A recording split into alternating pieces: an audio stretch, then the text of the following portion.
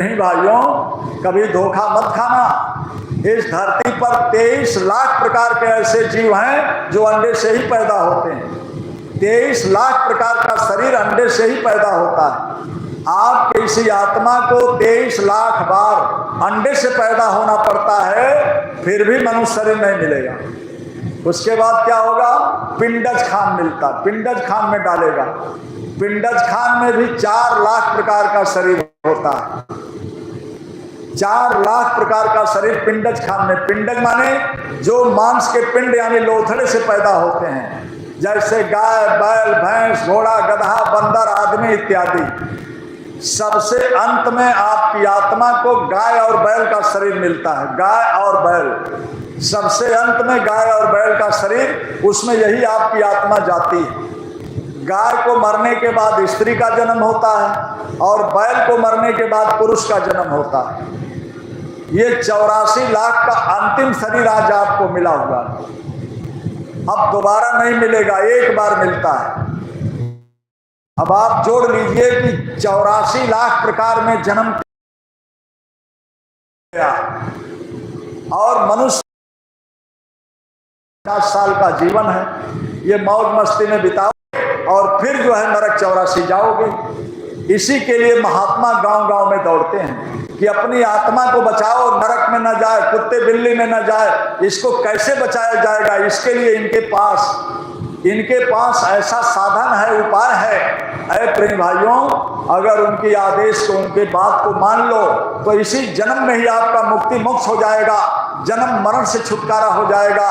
ऐसे सच्चे महात्मा का आपको जरूरत है, खोज करना पड़ता है।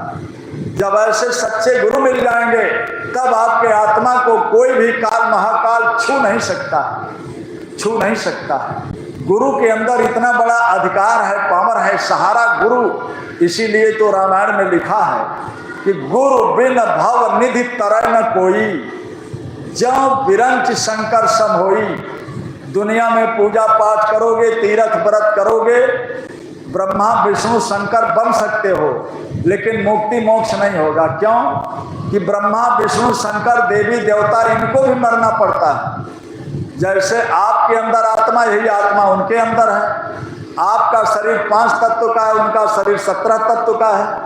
आप यहाँ मृत्यु लोक में रहते हो तो देवी देवता स्वर्ग वैकुंठ में रहते हैं। प्रेमी भाइयों, आपका उम्र 100 साल है तो उनका उम्र 100,000 साल हो जाएगा, लेकिन मरना उनको भी है। तो आपको तो रामायण स्वयं कह रहे, इसलिए कहते हैं कोई सहारा नहीं, केवल एक गुरु है। गुरु के बिना कोई भी, अरे कबीर दास ने तो स्पष्ट लिखा है कि इंसान धोखा मत खाना। लख 84 घूम कर अब पग पर अटके आए, अब की पासा ना पड़े तो फिर 84 जाए। कहते हैं आपकी आत्मा को 4 खाम 84 में जन्मते मरते कटते मरते अरबों युग बीत गया। पग पर अटकी माने अंतिम शरीर में आकर आत्मा बैठी है। अब की पासा ना पड़ा तो फिर मनुष्य शरीर पाए नहीं दिखा, फिर 84 फिर कुत्ते बिल्ली में जाना पड़ेगा। तो अब की पासा माने क्या होता है? अब की पासा माने आपने तो ये सोचा कि मनुष्य का शरीर मिला हुआ है, जल्दी करो, घर मकान बनाओ, दुकान बनाओ और जो है गाड़ी मोटर खरीदो, जमीन खरीदो, पेड़ खरीदो। अरे प्रेमी भाइयों, नहीं तो 10-20 तो बच्चा पैदा करो। आपने सोचा जल्दी जल्दी ये काम, इसीलिए शरीर इसके लिए नहीं मिला है प्रेमियों। ये काम तो पशु पक्षी भी करता है, यही काम पशु पक्षी भी तो करता है। देखो आप, पशु पक्षी अपने खाने के लिए कितना दूर दूर जाते हैं और फिर अपने बच्चे को, वो भी बच्चा पैदा करते हैं, वो भी टट्टी पेशाब करते हैं, वो भी अपने बच्चे को प्यार मोहब्बत करते हैं। और यही काम आप करते रहोगे तो पशु और आदमी में अंतर नहीं है? अंतर है। क्या अंतर है? कि वो पशु पक्षी भजन नहीं कर सकते हैं, गुरु नहीं कर सकते हैं, सत्संग नहीं कर सकते हैं, वो जो है भजन करके उनको मुक्ति नहीं मिल सकता है। लेकिन आदमी अगर चाहे, मनुष्य शरीर में अगर आत्मा है तो आप गुरु करके, भजन करके, उनके आज्ञा का पालन करके जन्म मरण से छुटकारा पा सकते हो। इतना बड़ा अधिकार आपको मिला, लेकिन आप इतना अधिकार लेकर इसी दुनिया को बनाने में लगे हो।